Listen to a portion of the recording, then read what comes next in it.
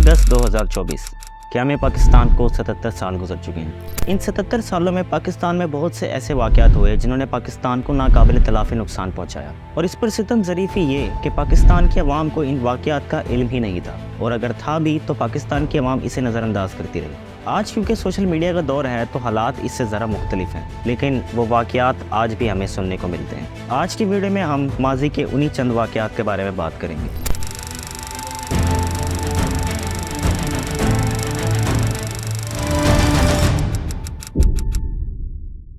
क़याम पाकिस्तान के फ़ौरन बाद पाकिस्तान को एक अनचाही जंग में धकेल दिया गया था। कश्मीर के महाराजा हरी सिंह ने कश्मीर का भारत के साथ इलाक़ करने के दस्तावेज़ात पर दस्तखत कर दिए, जिसके बाद भारत ने अपनी फ़ौज कश्मीर में उतार कर श्रीनगर पर कब्जा कर लिया। उस वक्त पाकिस्तान के वसाइल से महरूम फ़ौज के बरतानवी सरबराह डगलस ग्रेसी ने कायदे-ए-आज़म के वाज़ेह अहकामात के बावजूद भारत की फ़ौज के खिलाफ मुकाबला करने से इनकार कर दिया। जब भारत ने पूरी तरह से कश्मीर पर अपना कब्जा जमा लिया तो उन्हें फ़ौज भेजने पर कोई एतराज़ न था, लेकिन ज़ाहिर सी बात है अब बहुत देर हो चुकी थी। फिर भी मकामी लोगों ने आज़ाद कश्मीर और गिलगित बल्तिस्तान को आज़ाद करवा लिया। मामला यूएन के पास गया तो यूएन ने करारदाद पेश की जिसमें पाकिस्तान को ही फ़ौज वापस बुलाने का ऑर्डर दिया गया। कायदे-ए-आज़म ने यह करारदाद गैर मुनसिफाना करार देकर मुस्तरद कर दी।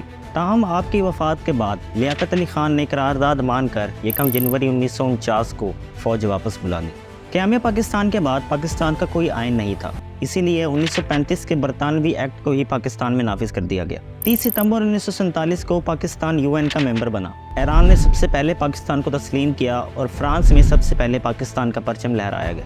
ये बातें तो आप सबको पता ही होंगी, लेकिन एक बात जिसे बहुत कम लोग जानते हैं वो ये कि जब पाकिस्तान यूएन का मेंबर बना तो सिर्फ एक मुल्क था जिसने पाकिस्तान को तस्लीम नहीं किया, और वो मुल्क था पाकिस्तान का हमसाया बरादर मुल्क अफगानिस्तान। इस वक्त एक नए नवेले मुल्क को चलाना कायदे-ए-आज़म के लिए बहुत मुश्किल था, क्योंकि पाकिस्तान के पास कोई वसाइल नहीं थे, और सोने पर सुहागा ये कि कायदे-ए-आज़म की तबीयत भी मज़ीद ख़राब होती जा रही थी। इसी दौरान कायदे-ए-आज़म को इंतहाई ख़राब हालत में बलूचिस्तान के शहर ज़ियारत से कराची लाया गया। कराची एयरपोर्ट पर उनको रिसीव करने के लिए एक खटाड़ा सी एम्बुलेंस भेजी गई जिसमें ना नर्स थी और ना ही तिब्बी इमदाद, और सितम ज़रीफ़ी ये कि एम्बुलेंस आपके घर पहुँचने से पहले ही ख़राब हो गई और दूसरी एम्बुलेंस को आने में 1 घंटा लग गया। इस सवाल का जवाब आज किसी के पास नहीं है कि ये एक सोची समझी साजिश थी या वसाइल से महरूम मुल्क में कम्युनिकेशन की गलती की वजह से ऐसा हुआ। ये भी कहा जाता है कि उस वक्त कराची में सिर्फ 2 एम्बुलेंस थी, जिसमें से एक को कायदे-ए-आज़म के लिए भेज दिया गया था। वजह चाहे जो भी हो, लेकिन आज भी कई लोग इसे एक सोची समझी साजिश ही मानते हैं। आपके जनाजे में 6 लाख लोगों ने शिरकत की और आपके बाद ख्वाजा नाज़िमुद्दीन को पाकिस्तान का अगला गवर्नर जनरल बना दिया गया। कायदे-ए-आज़म के जाते ही ऐवानों में बहुत सी साजिशें जन्म लेने लगी, जिन्हें काबू करना सिर्फ एक ही शख्स के बस की बात थी, और वो शख्स था वज़ीर-ए-आज़म पाकिस्तान लियाकत अली खान। लियाकत अली खान ने वज़ीर-ए-आज़म बनते ही पाकिस्तान के हक़ में बड़े फैसले करना शुरू कर दिए। साल 1951 में फ़ौजी सरबराह अकबर खान ने हुकूमत का तख्ता उलटने की कोशिश की। ये पाकिस्तान की तारीख का पहला गैर सियासी अमल था जिसे नाकाम बना दिया गया। लियाकत अली खान 16 अक्टूबर 1951 को मुस्लिम लीग के जलसे से खिताब करने के लिए स्टेज पर तशरीफ़ लाए। दिन दहाड़े हज़ारों लोगों के सामने वज़ीर-ए-आज़म पाकिस्तान को गोलियां मारकर शहीद कर दिया गया। इस पर मज़ीद जुल्म ये कि कत्ल की तफ्तीश के लिए सबसे बड़ा सबूत यानी कि शूटर को पुलिस ने मौके पर ही हलाक कर दिया। इस कत्ल की तफ्तीश के लिए जब लाहौर हाई कोर्ट ने फाइल पेश करने का कहा तो एडिशनल एडवोकेट जनरल ने बड़ा ही गैर संजीदा सा जवाब दिया। उन्होंने कहा कि माय लॉर्ड, लियाकत अली खान कत्ल केस फाइल गुम हो गई है। वो दिन और आज का दिन इस कत्ल की कभी तफ्तीश ना हो सकी। माहिरीन का कहना है कि अगर इस कत्ल की तफ्तीश सही तरह से कर ली जाती तो आज पाकिस्तान के हालात कुछ और होते। लियाकत अली खान के बाद गवर्नर जनरल ख्वाजा नाज़िमुद्दीन को पाकिस्तान का वज़ीर-ए-आज़म बना दिया गया और एक फालिद ज़दा शख्स को पाकिस्तान का गवर्नर जनरल बना दिया गया।